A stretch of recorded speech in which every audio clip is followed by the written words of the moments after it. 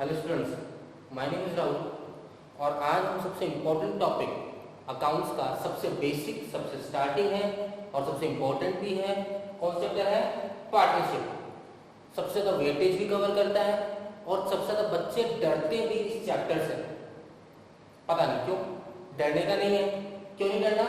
क्योंकि किसी भी सब्जेक्ट को, किसी भी टॉपिक को अगर हम कंसेप्ट वाइज पढ़ेंगे, कैसे? Concept wise. अगर आपको कंसेप्ट आता है तो उस चैप्टर के सारे प्रॉब्लम्स के सॉल्यूशंस बहुत आसान हो जाएंगे। तो सबसे पहले स्टार्ट करते हैं पार्टनरशिप से। और जैसे मैं पार्टनरशिप बोलता हूं तो सबसे पहली चीज आपके दिमाग में क्या आती है पार्टनरशिप सुनते ही? पार्टनरशिप मीन्स दो आदमी, टू और मोर पर्सन, जो रिक्वायर्ड है किसी भी चीज को। भाई दोस्ती भी सिंगल तो होती नहीं है, उसके लिए भी कितने चाहिए? एक और व्यक्ति चाहिए, एक और पर्सन चाहिए। We need another person, means two persons are required. So partnership किस एक्ट में डिफाइंड है? पार्टनरशिप एक्ट 1932 में डिफाइंड है। कौन से एक्ट में डिफाइंड है? 1932 में। नाउ पार्टनरशिप की डेफिनेशन क्या बोलती है? पार्टनरशिप की डेफिनेशन बोलती है इट इज अ रिलेशन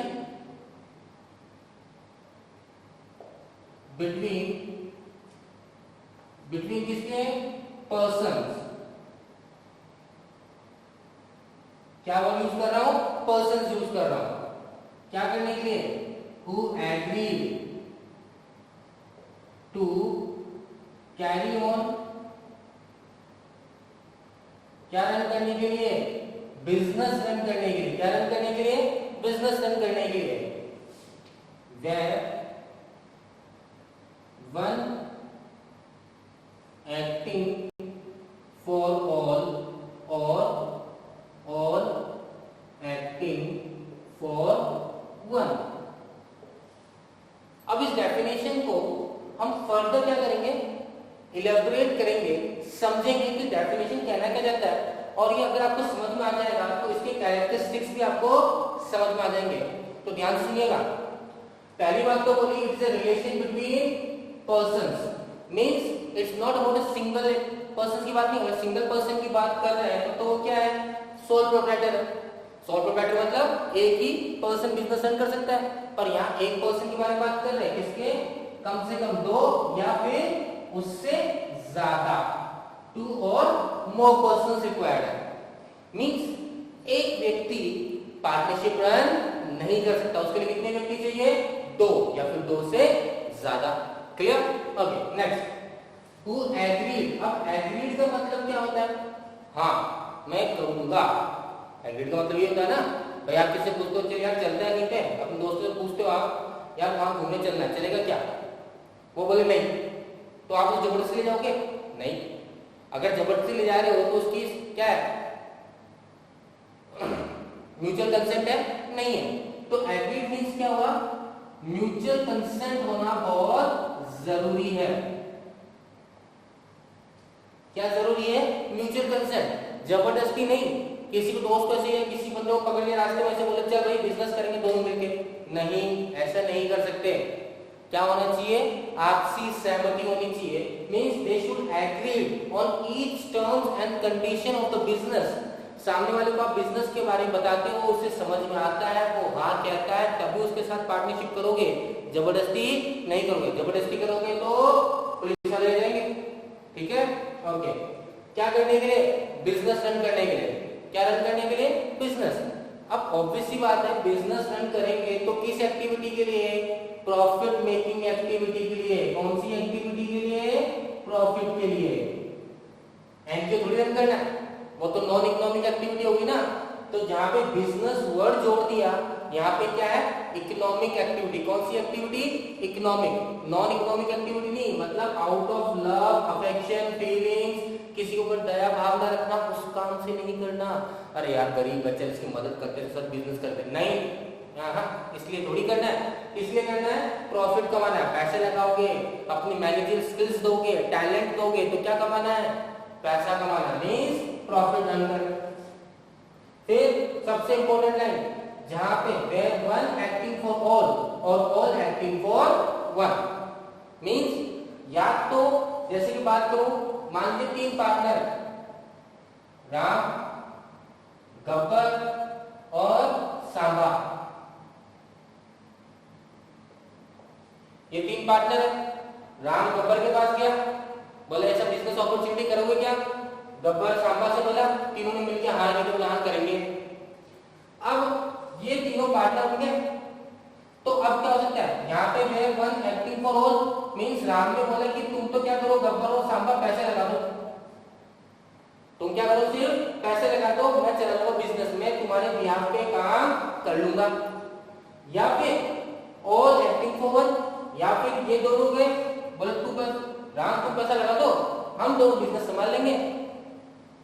समझ में आई बात? और इसी बेसिस पे हम क्या बोल सकते हैं कि हर एक पार्टनर दूसरे पार्टनर के लिए क्या है, एजेंट है। भाई तीनों अगर पार्टनर बन गए, तीनों क्या बन गए, पार्टनर, तो राम प्रिंसिपल है और राम एजेंट भी है। अब प्रिंसिपल एजेंट कब बनेगा, जब राम कोई बिजनेस डील करके आता है। क्या करके आता है, बिजनेस डील। किसके बिहाफ पे, गब्बर और सांबा के बिहाफ पे, किसके बिहाफ पे, इन दोनों के बिहाफ पे, तो राम क्या बन जाएगा इनके लिए, एजेंट। ठीक है। इसी तरह से अगर मान लो गब्बर कोई काम करके आता है, किसके बिहाफ पे, राम के बिहाफ पे, तो गब्बर क्या हो जाएगा, एजेंट, और राम क्या हो जाएगा, प्रिंसिपल। मींस हर एक पार्टनर क्या है, प्रिंसिपल भी है, और हर एक पार्टनर क्या है, एजेंट भी है। बात समझ में आ गई? तो पार्टनरशिप एक्ट 1932, पार्टनरशिप डेफिनेशन क्या बोलता है, it is a relation between persons, person बोले तो टू और more person, who agreed, agreed बोले तो म्यूचुअल कंसेंट होना चाहिए। म्यूचुअल कंसेंट कैसे होगा फिर पढ़ेंगे अपन आगे, ठीक है ना। Who agreed to carry on business, और बिजनेस बोले तो कौन सी activity, profit making activity. Non profit activity के बारे में बात नहीं कर रहे, जहां पे सभी एक के लिए या एक सभी के लिए क्या कर रहा है, काम करते हैं। जैसे एग्जांपल दिया, तो हर एक पार्टनर क्या है, प्रिंसिपल भी है, और हर एक पार्टनर क्या है, एजेंट भी है। बात समझ में आ गई? रिकॉर्ड कर लो इसे, नोट डाउन कर लो इसे, ठीक है। नेक्स्ट टॉपिक लेंगे अपन आगे। यहां तक बात समझ में आ गई, क्लियर? ठीक है। अभी हमने पढ़ा कि क्या है कि बीच में म्यूचुअल कंसेंट है, और म्यूचुअल कंसेंट होने के लिए अब बात है कि पार्टनरशिप को रजिस्ट्रेशन कैसे करोगे भाई साहब। आप अपने दोस्त के पास गए, बोले चल यार एक बिजनेस प्लान आया हुआ है, एक बिजनेस तुम इतना पैसा लगा दो, मैं इतना पैसा लगा दूंगा, और पार्टनरशिप स्टार्ट कर लेते हैं। ठीक है, कर लो। तो क्या पार्टनरशिप होगी, वो हो गई क्या? ऑरली बात करिए आपने, तो रिटर्न में कुछ भी नहीं है।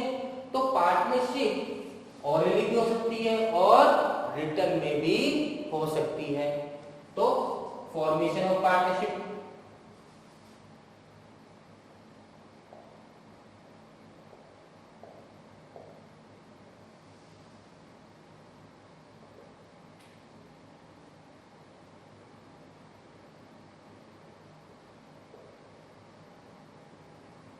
इट कैन बी ऑरली और it can be written basis. अगर मैं ऑरली की बात करूं तो मींस मैंने बताया ऑरली, आप गए अपने दोस्त के पास, ऐसा बिजनेस अपॉर्चुनिटी है, इतना पैसा तू लगा देना, इतना पैसा मैं लगा दूंगा, प्रॉफिट शेयरिंग रेशियो डिसाइड कर लिया, इतना लॉस होगा ऐसे बांट लेंगे, तुम ये काम करना, मैं ये काम करूंगा, दैट्स इट, खत्म बात, ऑरली। रिटर्न, रिटर्न की जब बात करता हूं तो कब यूज होता है, रिटर्न का इंपॉर्टेंस क्यों है वो समझना। मान लीजिए राम और गब्बर ने पार्टनरशिप कर ली, अच्छा बिजनेस अच्छा चलने लग गया। अब गब्बर सोचा यार बहुत अच्छा बिजनेस चलने लग गया, अब ज्यादा प्रॉफिट मांगूंगा मैं, ठीक है। या राम सोचा यार सब ज्यादा मेहनत मैं करता हूँ, गब्बर तो कोई मेहनत नहीं करता दूसरा पार्टनर, तो मुझे प्रॉफिट ज्यादा मिलना चाहिए ना। अभी अभी इन्होंने बोला था कि अपन स्टार्टिंग में 50-50 का रेशियो रखेंगे, मींस 1:1, कि जितना प्रॉफिट होगा आधा तेरा आधा मेरा। अब राम को लगता है यार सारा मैनेजरल स्किल मेरा, टैलेंट मेरा, और इसके बेसिस पे ये जबरदस्ती कमा रहा है, इसको इतना नहीं मिलना चाहिए। तो राम गया इसके पास, बोला भाई देख सारी मेहनत मेरी, तो मुझे क्या होना चाहिए, ज्यादा पैसा मिलना चाहिए, मींस अब मुझे 3/4 मिलना चाहिए और तुझे 0.25 या 1/4 मिलना चाहिए, मींस 75% प्रॉफिट मेरा होना चाहिए और 25 तेरा होना चाहिए। गब्बर बोला नहीं ऐसा नहीं होगा, हमने क्या बात करी स्टार्टिंग में 50-50, राम बोला नहीं 75%, दोनों बीच में क्या हो गई, लड़ाई हो गई। क्या हो गई, लड़ाई हो गई। तो जब लड़ाई होती है हमारी क्या करते हैं, हम कहाँ जाते हैं, कोर्ट में। कहाँ जाते हैं, कोर्ट में। कोर्ट में जज के सामने बोला कि भाई देखो मैं पहले 50-50 था, राम बोल रहा है 75% तो गलत बात है, ये चीटिंग है। कोर्ट बोलेगा भाई एक बात बताओ, कहीं कुछ लिखा हुआ है, कुछ रिटर्न है, किसी के सामने बात की थी? बोले नहीं। तो बोले अब कैसे मान रहे हैं कि बात 50-50 की हुई थी, 75-25 की हुई थी, इसने इतना पैसा दिया, इसने इतना पैसा नहीं दिया? कोर्ट तो बिना सबूत के बात कर ही नहीं सकता। मींस इन दोनों का क्या हो गया, खेल खत्म हो गया। मींस पार्टनरशिप क्या हो जाएगी, टूट जाएगी, क्योंकि अब गब्बर काम नहीं करेगा, राम काम नहीं करेगा, पार्टनरशिप खत्म। और कोर्ट बोलेगा सब कुछ क्या कर दो, इक्वली डिवाइड कर दो। क्या डिवाइड कर दो, इक्वली डिवाइड कर दो। तो इस तरह से बचने के लिए कभी ऐसा संकट आ जाए, in that scenario what we have to do, we always go on the safer side, that is a written agreement. And written agreement in partnership is known as partnership deal. What is known as partnership deal. Now what is partnership deal? A partnership deed is a written agreement between the partners about each and everything related to the partnership, each and everything related to the business. Means किसने कितना capital लगाया, what will be the IOC, that is interest on capital, what type of business they are running, the name of the partners, the profession of the partners, till what time they will be running the business. Each and every small details related to the partnership is explained in partnership deed. अब अगर इनके बीच में क्या हो जाती है, लड़ाई हो जाती है, तो वो कोर्ट में जा सकता है और क्या कर सकता है, सबूत रख सकता है पार्टनरशिप डीड कि देखिए सर हमारे बात में क्या होता, 50-50 वाली बात हुआ था। कोर्ट बोलेगा हाँ भाई सही बोल रहा है, ये राम जो बोल रहा है वो क्या बोल रहा है, गलत बोल रहा है। मीन्स कौन जीत जाएगा, गब्बर जीत जाएगा। आगे बात समझ में क्लियर है? तो पार्टनरशिप डीड क्या है, रिटर्न है। तो क्या पार्टनरशिप रिटर्न होना चाहिए? हाँ। ऑरल नहीं हो सकता? नहीं, हो सकता है, पर उसके क्या है, नुकसान है। क्या है उसके, नुकसान है। तो सिंपल से शब्दों बोलो, पार्टनरशिप डीड क्या है? Partnership deed is a written agreement between the partners giving small details related to the partnership business. अब अकाउंट्स क्या बोलता है और लीगली क्या बोलता है, दोनों बात कर लेते हैं। लीगली बात ये होती है कि अगर आपके पास पार्टनरशिप डीड नहीं है, क्या नहीं है, पार्टनरशिप डीड नहीं है, तो इसको कैसे ट्रीट करेंगे? ट्रीट ऐसे करेंगे कि जो पार्टनर्स हैं उनका ट्रीटमेंट क्या होगा, सैलरी, पार्टनर को सैलरी मिलती है। अगर पार्टनरशिप डीड नहीं है, एक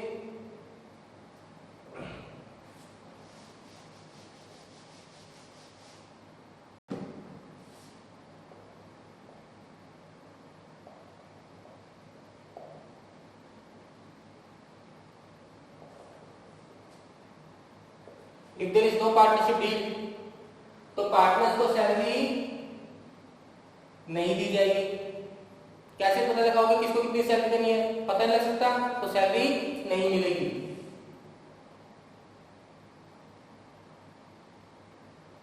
इंटरेस्ट ऑन कैपिटल नहीं मिलेगा।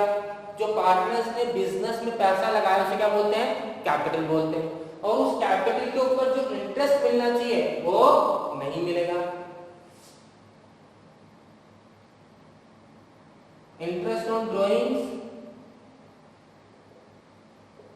अब ड्राइंग्स का मतलब तो पता है ना, ड्राइंग्स क्या कहता है, ड्राइंग्स का मतलब होता है जब कोई पार्टनर अपने पर्सनल यूज के लिए बिजनेस में से कोई चीज विड्रॉ कर लेता है, चाहे वो कैश हो, चाहे वो इक्विपमेंट्स हो, चाहे वो गुड्स हो, उसे क्या बोलते हैं, ड्राइंग्स। तो अगर आप उसमें क्या लगता है, इंटरेस्ट लगता है, तो अगर पार्टनरशिप डीड नहीं है तो आईओडी भी चार्ज नहीं करेंगे, चार्ज नहीं करेंगे। Okay okay.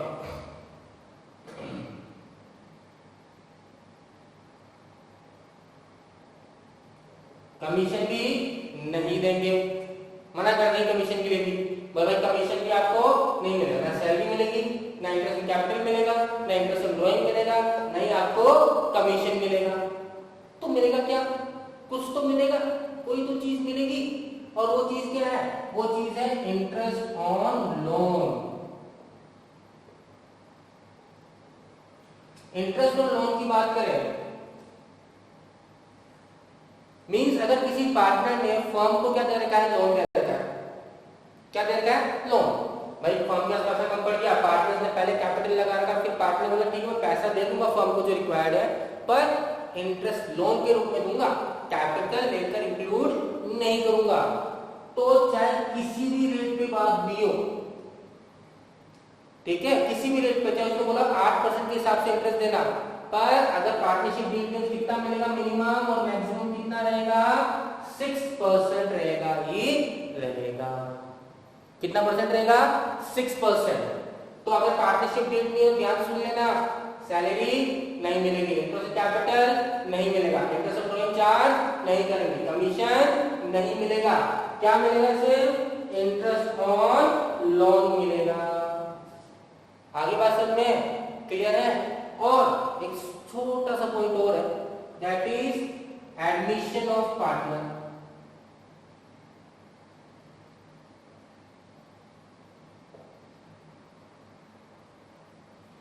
अगर पार्टनरशिप डीड नहीं है और किसी पार्टनर को एडमिट करना as a new partner, hospital में एडमिट नहीं, एज ए पार्टनरशिप फर्म में एडमिट करना है, तो फिर किसी एक पार्टनर के कहने पे एडमिशन नहीं होगा।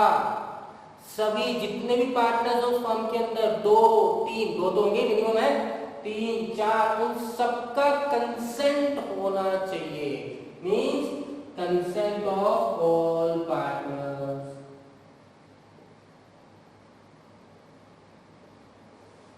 क्या होना चाहिए? कंसेंट ऑफ ऑल पार्टनर्स होना चाहिए। तो आज हमने जो पढ़ा वो क्या पढ़ा? पार्टनरशिप एक्ट के बारे में पढ़ा, 1932 के बारे में उसके डेफिनेशंस पढ़े, और जो मैंने पॉइंट्स आपको समझाए वो पॉइंट्स क्या है? कैरेक्टरिस्टिक्स है। फिर हमने पढ़ा पार्टनरशिप डीड के बारे में। पार्टनरशिप डीड क्या नहीं होगा? अगर पार्टनरशिप डीड नहीं होगी ये प्रॉब्लम होगी, और पार्टनरशिप डीड होगी तो किस फॉर्म में? रिटन फॉर्म में। और पार्टनरशिप का फॉर्मेशन हम ऑरली भी कर सकते हैं और रिटन बेसिस पे भी कर सकते हैं। ऑरली करने से नुकसान है, तो किस बेसिस पे करना चाहिए? रिटन बेसिस पे करना चाहिए।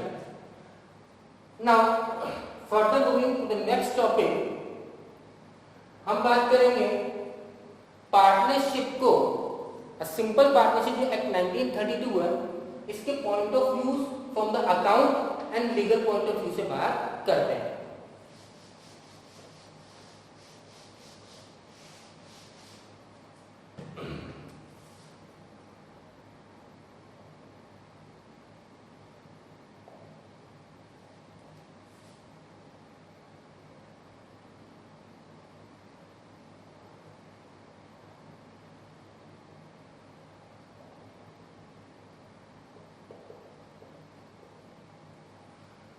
अकाउंट्स के हिसाब से कैसे देखते हैं पार्टनरशिप को, और लीगल तौर पे, कानूनी तौर पे हम कह सकते हैं पार्टनरशिप को, उस बारे में समझेंगे।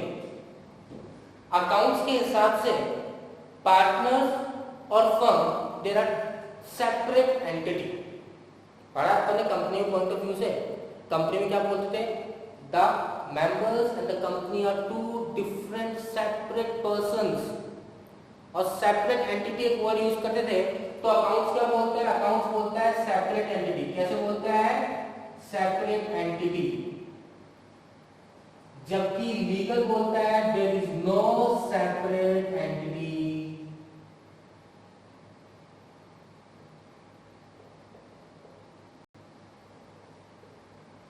मींस इसका कहने का मतलब क्या है? इसका कहने का मतलब है कि मान लीजिए राम और गब्बर पार्टनर है, बिजनेस रन कर रहे हैं, बिजनेस लॉस में गया, लोगों से पैसा उधार ले लिया, बहुत सारा पैसा चुकाना है, means the number of creditors are more and the profit of the companies are very small amount, और company is making no profit, In that scenario, from the legal point of view, it is been said that your private property is also liable to pay off the debts if the business property are not sufficient.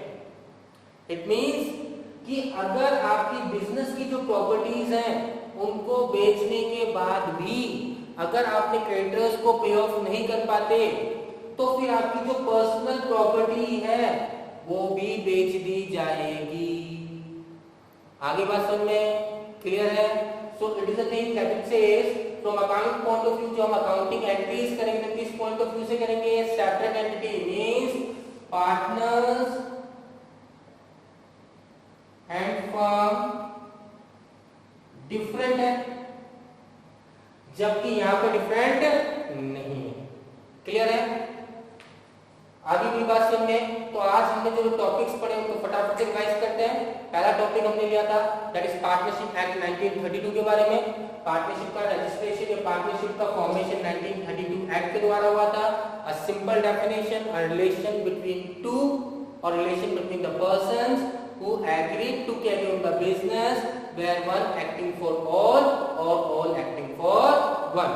Further हमने सब divide किया इन चीजों को, जहां पे persons को divide किया, agreed को डिवाइड किया, बिजनेस को समझा और प्रिंसिपल और एजेंट रिलेशन को समझा। ये सभी क्या है? इसके कैरेक्टरिस्टिक्स हैं। ध्यान से लेना, सभी क्या है? कैरेक्टरिस्टिक्स है ये सारे के सारे। Okay, clear? ओके, देन इसके बाद की बात की formation of partnership. Formation of partnership can be done orally as well as written. तो ऑरली कर लो पर उससे क्या होगी? प्रॉब्लम होगी। तो क्या करना चाहिए? हमेशा रिटर्न करना चाहिए। बेनिफिट किसमें है?